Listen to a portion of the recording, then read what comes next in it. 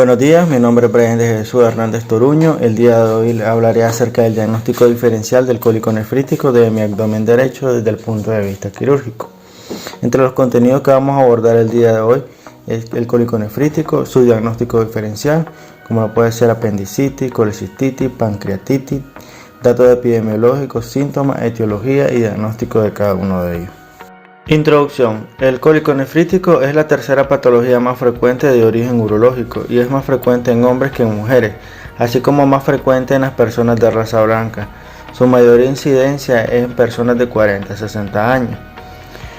El cólico nefrítico se produce cuando una piedra que se encuentra en el riñón o el uréter se mueve en su recorrido hacia el exterior, dando lugar a una obstrucción en la salida de la orina, lo que se puede traducir en un daño renal importante. También puede producirse por infecciones secundarias que pueden requerir ingreso hospitalario.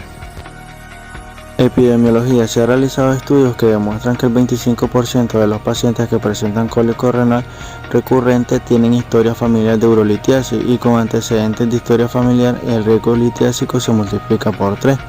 Estudios epidemiológicos norteamericanos vienen mostrando que los hombres caucasianos tienen mayor incidencia, seguido de las mujeres caucasianas y hombres de raza negra. También se ha demostrado que el 12% de la población sufrirá cólico nefrítico, siendo una tasa de recurrencia alrededor del 50%. En la gran mayoría de los pacientes, hasta el 90% de cólico nefrítico es debido a una obstrucción ureteral aguda por una litiasis. En un 5 a un 10% es debido a alteración de la vía urinaria no litiásica, como síndrome de la unión pielo-ureteral, presencia de coágulo por tumores renales, atonía ureteral por pielonefritis, necrosis papilar y procesos neoplásicos uroteliales.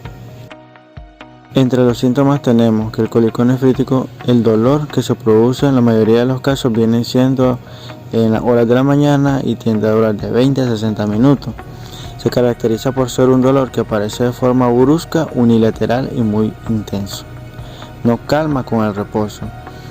El dolor típico se inicia en la zona medial de la espalda y puede irse hacia adelante y dirigirse hacia los genitales.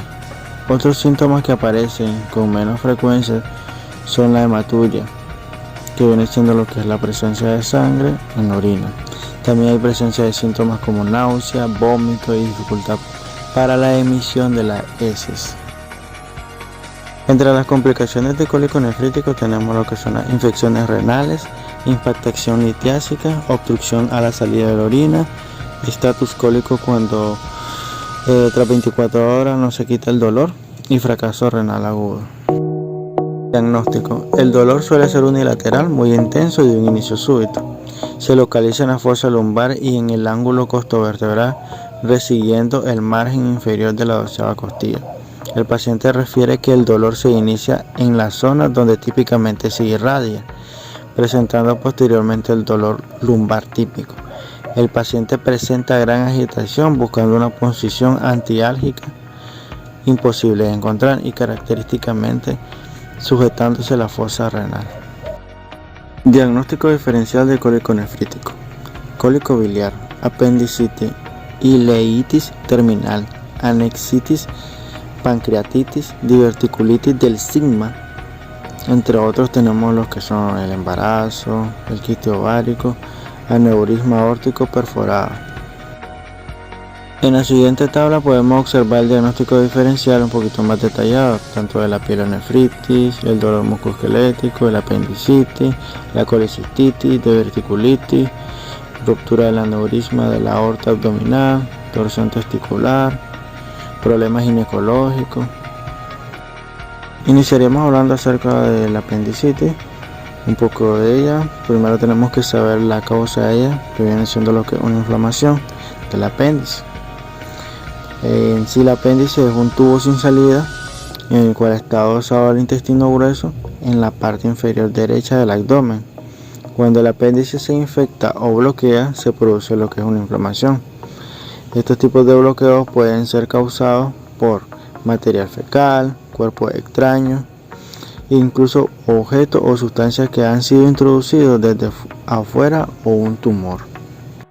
Los síntomas de apendicitis son Dolor por lo general en el centro del abdomen, pero algunas veces en el costado derecho. El dolor puede ser difuso al comienzo, pero se puede volver más agudo y severo. Otros síntomas que acompañan son las fiebres leves, las náuseas, el vómito.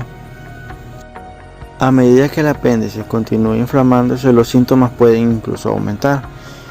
Puede haber el dolor agudo, que puede empeorar, o punzada en el abdomen, recto o espalda. Puede producirse lo que son hinchazones, sensibilidad en el abdomen. La náusea o vómitos pueden ser más severos. La fiebre pasa a ser alta, la diarrea o estreñimiento. Incapacidad para eliminar el gas puede ocurrir también. Fases de la apendicitis. Primeramente iniciaremos con una fase catarral no complicada, con un tiempo de 4 a 6 horas. Hay una disminución del flujo linfático y venoso. Dolor visceral.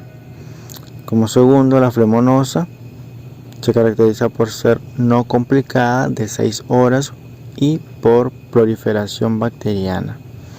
La clínica presenta lo que es el dolor somático, y la necrosada o gangrenosa viene siendo una complicada de 12 horas. Hay disminución del flujo arterial y en la clínica se caracteriza por fiebre. En la perforada una complicada y va a haber lo que es dolor al rebote.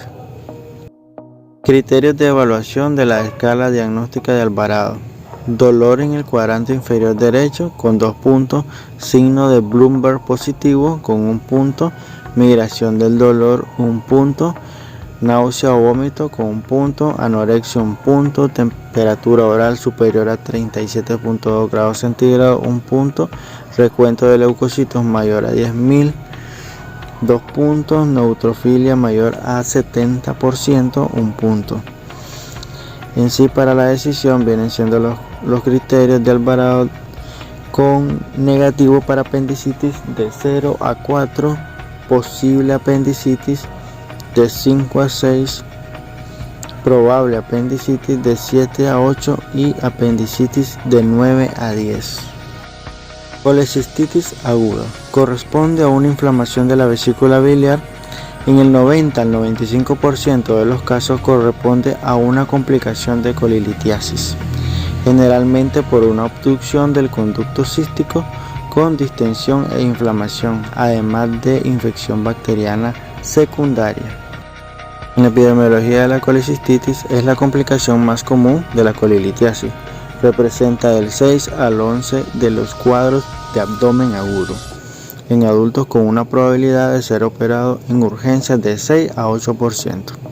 Se incrementó en más del 20% en las 3 últimas décadas y se calcula aproximadamente que se realizan 700.000 colecistectomías cada año en Estados Unidos, con un costo de 6.5 billones de dólares, convirtiéndola en un problema sanitario a nivel mundial. Para los diagnósticos de colicistitis tenemos el criterio de Tokio. A. Signos de inflamación local, lo que es la presencia del signo de Murphy, la presencia de masa, dolor o defensa de hipocondrio derecho. Signos de inflamación sistémica tenemos lo que es la fiebre, el PCR elevado, recuento de glóbulos blancos elevado. C. Hallazgo imagenológico característico de colicistitis aguda. Para dar un diagnóstico sospechoso o un diagnóstico definitivo, por lo menos el diagnóstico sospechoso tiene que tener un ítem de A más 1 de B, mientras que en el diagnóstico definitivo un ítem de A más 1 de B más 1 de C. El diagnóstico de la colicistitis se basa en la clínica, el laboratorio y estudio imagenológico. La clínica de la colicistitis aguda se caracteriza por el dolor abdominal del cuadrante superior derecho, persistente, con hipersensibilidad y resistencia a la palpación. Y el estudio imagenológico inicial es la ecografía abdominal, la cual es basada su diagnóstico en la visualización de las paredes de la vesícula. El nivel de precisión de esta es de alrededor del 97%. Pancreatitis es un proceso inflamatorio súbito del páncreas y es uno de los trastornos gastrointestinales más comunes. Se asocia con alteración sistémica y metabólica debido a la liberación de enzimas hidrolíticas, tóxicas y citoquinas. La pancreatitis aguda se ha convertido en uno de los trastornos gastrointestinales más importantes a nivel mundial. La incidencia de la pancreatitis aguda ha aumentado en los últimos 10 años debido a una alta prevalencia de obesidad, el consumo de alcohol y colelitiasis. Típicamente afecta a pacientes de 40 a 60 años de edad y se estima que ocurren de 10 a 40 casos por cada 100.000 habitantes por año a nivel mundial.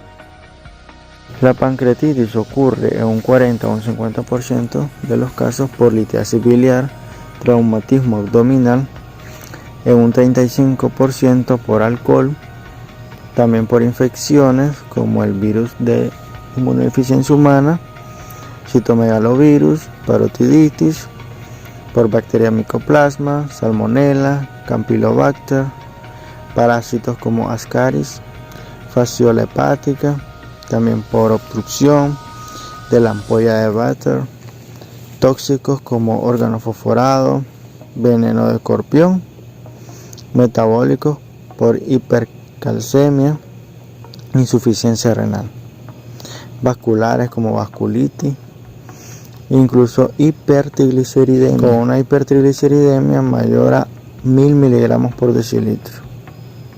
El diagnóstico de pancreatitis aguda requiere dos de los siguientes 3 criterios. Dolor abdominal, consiste con un origen en páncreas, epigástrico muy intenso, de inicio agudo, persistente y usualmente irradiado a la espalda. 2. Elevación de lipasa o amilasa al menos 3 veces por arriba del valor normal. 3. Hallazgos característicos de pancreatitis aguda en tomografía abdominal contrastadas, o menos frecuentemente ultrasonido transabdominal o resonancia magnética. Criterio de Rawson y Glasgow. El criterio de Rawson: edad mayor de 55 años, recuento de glóbulos blancos mayor de 16.000, glucosa mayor de 200 miligramos, LDH mayor a 400 unidades, AST mayor de 250 unidades. En Glasgow tenemos edad mayor de 55 años, recuento de glóbulos blancos mayor a 15.000, glucosa mayor de 10 milimoles, LDH mayor a 600 unidades, AST mayor de 100 unidades, urea mayor de 16 milimoles, presión arterial de oxígeno menor de 60 miligramos, calcio menor de 2 milimoles, albúmina menor de 3.2 gramos. Los signos y síntomas de pancreatitis aguda comprenden lo siguiente: el dolor en la parte alta del abdomen, dolor abdominal que se irradia hacia la espalda, sensibilidad al tocar el abdomen, fiebre, taquicardia, náusea y vómito. En la clínica habitualmente el dolor es de un inicio rápido, intenso, constante, ubicado en el hemiabdomen superior, clásicamente irradiado en faja o en cinturón, de difícil control. Irradiación al dorso presenta el 50% de los pacientes. El vómito y el estado nauseoso lo va a presentar el 70 al 90% de los pacientes. La distensión abdominal, ilioparalítico, la ictericia y el colapso cardiocirculatorio puede estar también presente, pero en aquellos casos más graves. En el laboratorio, determinaciones enzimáticas, la determinación de amilasemia, amilasuria, elevación de lipasa. En el hemograma se va a determinar la leucocitosis, la hemoglobina, los hematocritos generalmente superan las cifras normales a causa de hemoconcentración. Bilirrubinemia, calcemia, hiperglucemia, glucosuria, incremento de la urea y la creatinina plasmática, marcadores de necrosis, como lo son la determinación de la proteína C reactiva, la alfa-1 antitripsina y la alfa-2 macroglobulina.